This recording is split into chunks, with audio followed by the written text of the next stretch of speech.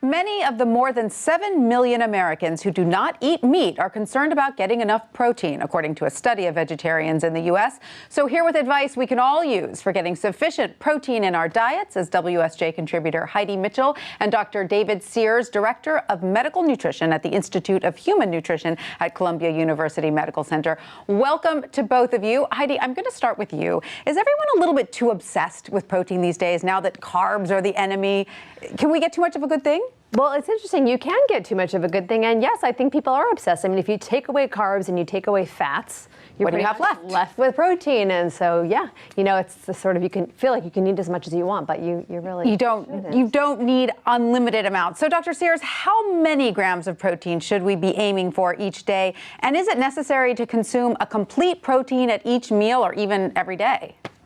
Well, the current recommendations are approximately 0.8 to 0.9 grams of protein per kilogram of body weight.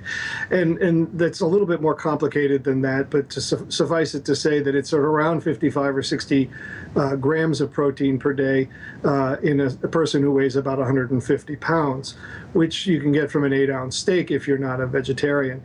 The myth that you need to take in a complete protein at every meal has been pretty much shot down and is not part of our recommendations. If you are a vegetarian and you include some rice in your diet and some beans, or some grains, I should say, and some beans at various points, they don't need to be at the same meal. You will get a complete protein. All right. So, Heidi, in your reporting, what are sort of all the sources of protein that vegetarians are looking at? Well, I think, you know, having been one for 22 years, but not anymore, my main source was cheese.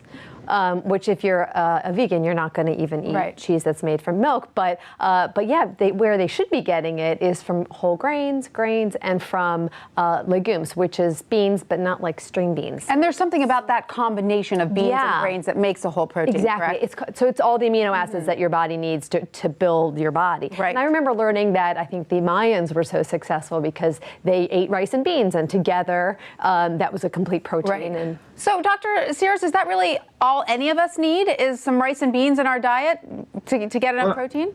Actually, being a vegan is, in my opinion, actually not consistent with human physiology. The reason I say that is because the only source for vitamin B12 in the diet is actually animals. Okay. And so even a vegetarian vitamin B12 supplement has at one point been produced by an animal, and in this case it's uptaken into a yeast.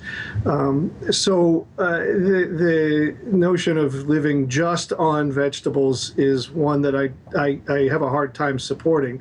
That being said, you need very, very, very little of animal products to get enough B12. So a mostly vegan diet is probably fine. And you can get that from eggs a couple times a week, correct? Sure. Okay, great. And a little bit of fish. What about cheese? Cheese isn't sufficient though, right?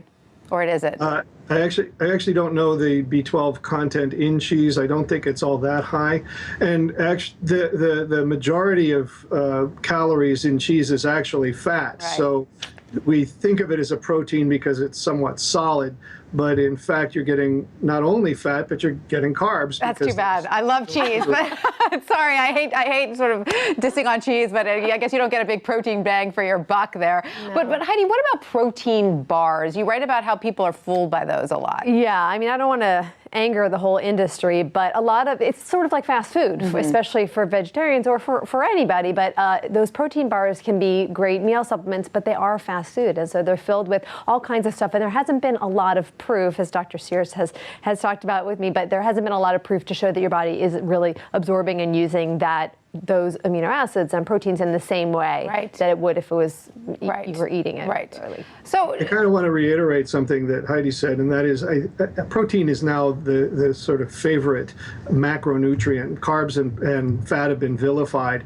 And really there's not a lot of good proper science to support the need for more and more and more.